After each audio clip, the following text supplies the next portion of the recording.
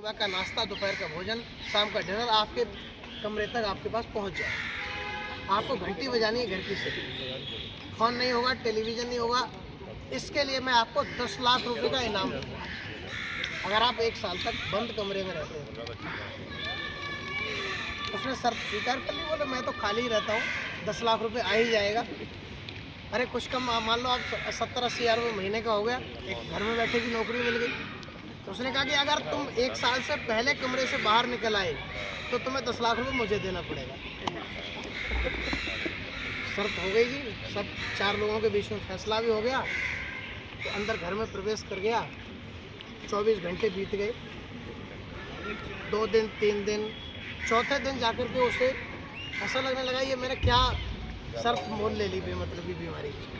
उसका मन करता है बाहर जाने का, मन करता है मोबाइल चलाने का, मन करता है टीवी का। आप देखो ना, मोबाइल छूट जाए तो हम बेचैन हो जाते हैं, फटाफट मोबाइल ढूंढना शुरू कर देते हैं। ऐसी और भी बहुत सारी बीमारियां मनुष्य के साथ लगी हुई हैं। जब 1 सप्ताह बीत गया तो उसे अपन ऐसा होने लगा, चिड़चिड़ाहट हो गई, दीवारों में हाथ मारने लगा, पागलपन सवार हो गया। उसने सोचा कि मैं बाहर निकल जाता हूँ, लेकिन उसके बात याद आई मेरे पास तो इतने पैसे भी नहीं, मैं दोस्त को 10 लाख रुपये कहाँ से दूंगा। फिर उसने अपने मन को धीरे धीरे कोशिश की मोड़ने की। बोला नहीं, अब तो मुझे चाहे कुछ भी हो जाए, मेरे प्राण क्यों ना निकल जाए, मैं इस कमरे से बाहर निकलूंगा ही नहीं। तो उसने क्या किया, आँख बंद कर ली।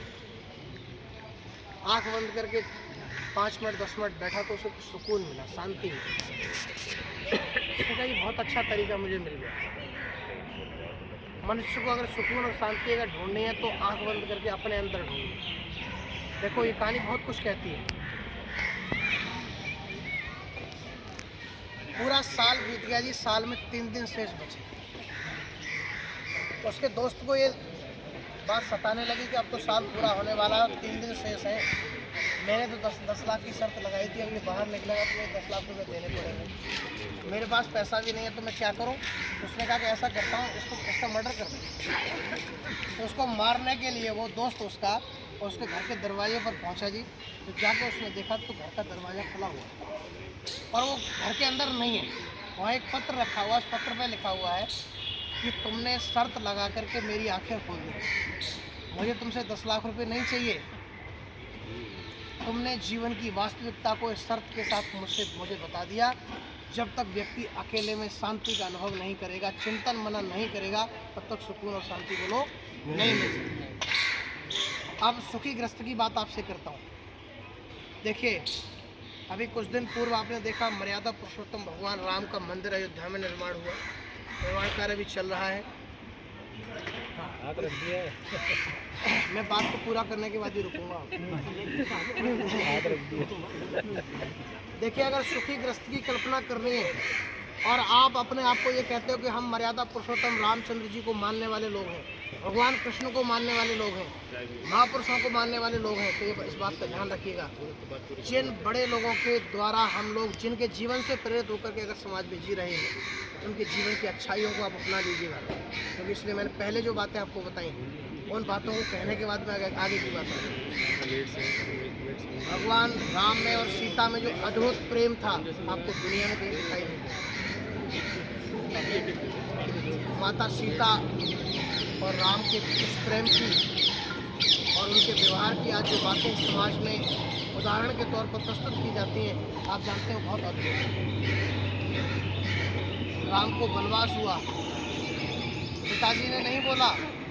आप जानते हैं तैयारी चल रही थी राज तिलक, सुबह राज तिलक होगा, सब लोग खुशियाँ मना रहे थे, लेकिन शाम को एक अलग देव की रचना हो गई।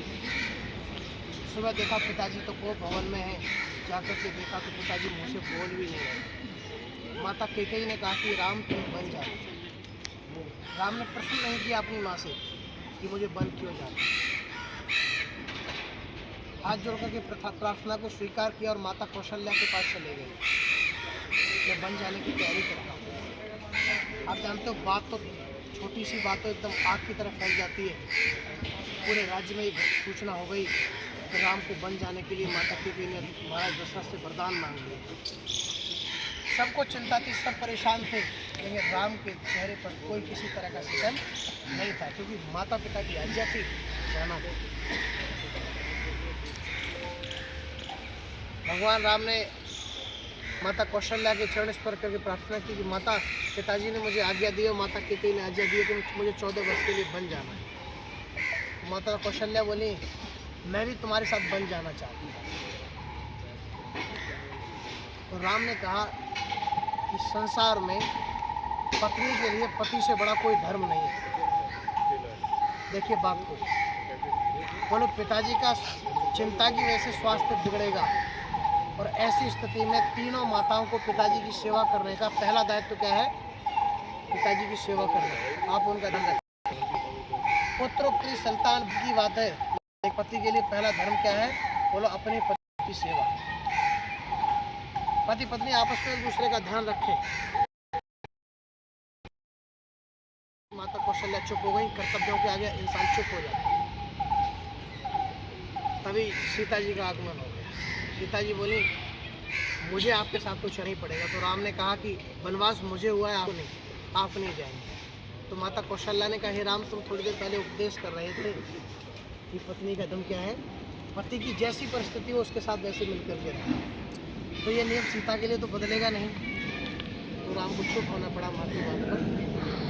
सहज तैयार हो गए सीता जी को साथ ले जाने के लिए। भाई लक्ष्मण भी तैयार हो गए साथ में जाने के लिए। इन लोग वन में पहुंचे और पंचवटी तक की यात्रा सुखपूर्वक संपन्न हुई।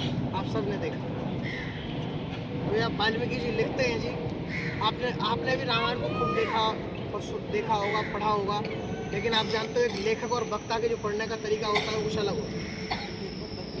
वहाँ महर्षि वाल्मीकि लिखते हैं कि पति पत्नी के जीवन में चाहे जैसा भी समय आ जाए और पति पत्नी में यदि प्रेम है तो बोलो, चाहे नफ़ा हो, चाहे नुकसान हो, चाहे सुख हो, चाहे दुख हो, आपको जीवन में कष्ट नहीं होगा। आपके घर में कोई परेशानी नहीं आ सकती।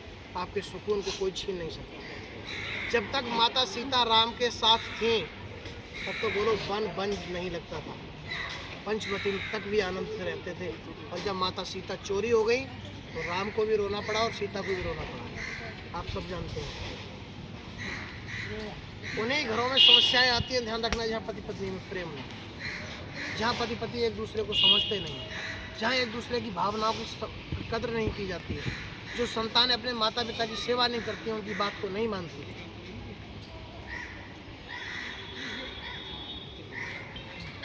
भाई के आने का राम जानते थे, उससे पूर्व में थोड़ा सा आएंगे।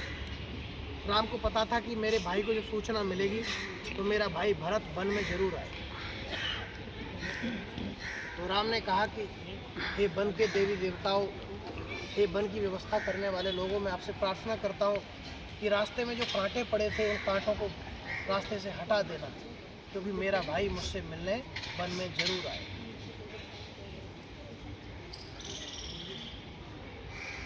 भरत के आगमन की सूचना जब मिली, पता चला एक बहुत बड़ी लंबी सेना आ रही है, तो लक्ष्मण आग बबूला हो गए, गुस्से में आ गए। बोले, अयोध्या का राजा भरत हमें यहाँ भी वन में जीने नहीं देगा, ऐसा लगता है। गुस्से में आ गए, बहुत कुछ बोल गए। लेकिन राम ने क्या कहा, तुम मेरे भाई भरत को लक्ष्मण भी जानते हो, वो भरत है, वो महात्मा है, वो धर्म का अवतार है।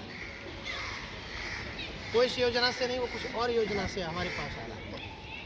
भरत जब आए, आके गले पड़ गए, भाई के पैरों में पड़ गए, बिलखने लगे, ले जाने की बात आई। तो राम ने कहा कि भाई, मैं तुम्हारे निवेदन को स्वीकार करके, तुम्हारी प्रार्थना को स्वीकार करके तुम्हारे साथ चल तो सकता हूँ, लेकिन पिताजी, पूज्य पिताजी अब स्वर्गीय हो चुके हैं। उनके उस वचन का क्या होगा जो वचन उन्होंने माता केकई को दिया। पिता होते अगर वो साथ में आते और वो आदेश करते कि तुम्हें वापस चलना है तो मैं चल सकता हूँ। मुझे पिता के वचन का पालन करने के लिए अपनी जान को भी दांव पर लगाना पड़ेगा तो मैं लगा दूंगा, लेकिन मैं वापस अयोध्या नहीं जाऊंगा। राम का आदेश मान करके भरत को वापस लौटना पड़ा, क्योंकि पिताजी आ गया तो उनके लिए भी सर्वोपरि थी। वापस लौट करके आ गए, अयोध्या के बाहर ही रुक गए। बोले, मैं अब शहर के अंदर नहीं जाऊंगा, क्योंकि मेरा भाई अयोध्या में नहीं है।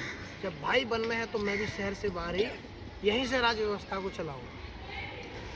आदेश दिया प्रजा के लोगों के लिए, जो सैनिक थे उनकी व्यवस्था करने वाले, बोले कुटिया यहीं बना दी जाए और ज़मीन में कम से कम 1-2 पहरा होता जाए, जहाँ मैं बैठ सकूँ और मैं लेट सकूँ। तो लोगों ने कहा, ऐसा क्यों? आप तो ज़मीन पर भी लेट सकते हैं, उन्हें नहीं। मेरा बड़ा भाई ज़मीन पर सोता होगा, वरना छोटे भाई का स्थान क्या है, उससे नीचे है। जब मेरा भाई ज़मीन पर सोता है तो मुझे नीचे सोना चाहिए। बताओ, जब ऐसा प्रेम भाई भाइयों में होगा, झगड़ा हो सकता है क्या? आप कल्पना कर सकते हैं झगड़े की? समय यूँ बीत गया। हनुमान जी ने सुग्रीव से मित्रता करा दी, माता सीता भी रावण के यहाँ पहुँच गई। जब पूरा युद्ध संपन्न हो ताकि तरफ पहुँचा और राम तो चिंता में बैठे हुए थे, सोच रहे थे कि ये इतनी जन की जो हानि हुई, इसका कारण सब बातों पर आप जानते हैं, बड़े लोग जो होते हैं, जो अनुभवी लोग होते हैं, चिंतन मननशील लोग होते हैं, वो तो मर्यादा पुरुषोत्तम थे। तो लोगों ने प्रश्न किया कि क्या इस युद्ध में विजय प्राप्त करने के बाद आपको कैसा अनुभव हो रहा?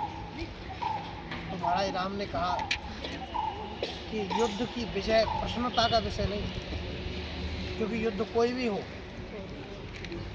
जो भी लोग मारे गए हैं वो दोनों तरफ के हैं और वो दोनों ही मानव हैं।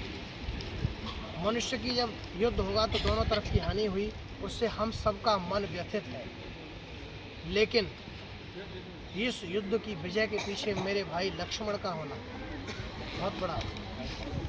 और मेरी विजय का एक और कारण है, अगर विभीषण अपने भाई का साथ दे दिया होता तो वह युद्ध को कदापि नहीं। क्या जी नागपाल जी, ये दे दीजिए, रख सकते हैं लोग।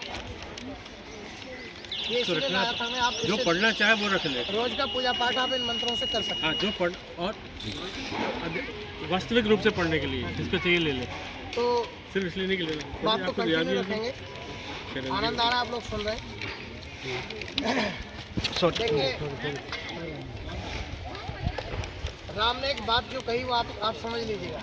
बोले अगर विभीषण ने मेरा साथ ना दिया होता और मेरा भाई मेरे साथ ना होता तो इस युद्ध को जीत पाना। मैं युद्ध इसलिए जीता कि मेरा भाई मेरे साथ है, और रावण इसलिए युद्ध को हार गया कि रावण का भाई रावण के साथ है। ये जीवन बातें हैं साहब। आप सभी रिश्तों को, हम आजकल एक बात कहते हैं सबसे, रिश्तों को बचाइए, और रिश्तों को बचाना है तो आप अपने दायित्वों को रखिए। नफ़ा नुकसान ज़िंदगी में आता जाता रहेगा। आप धन कमा लेंगे, आप बाकी चीज़ें कमा लेंगे, लेकिन एक बार रिश्ते में अगर खटास पैदा हो गई तो बात वापस नहीं लौटेगी, वो ताजगी वापस नहीं आएगी। इसलिए धन को वरीयता ना दें, अपने रिश्तों को वरीयता दें, अपने कर्तव्यों को वरीयता दें। इन्हीं शब्दों के साथ वाणी को विराम। ओम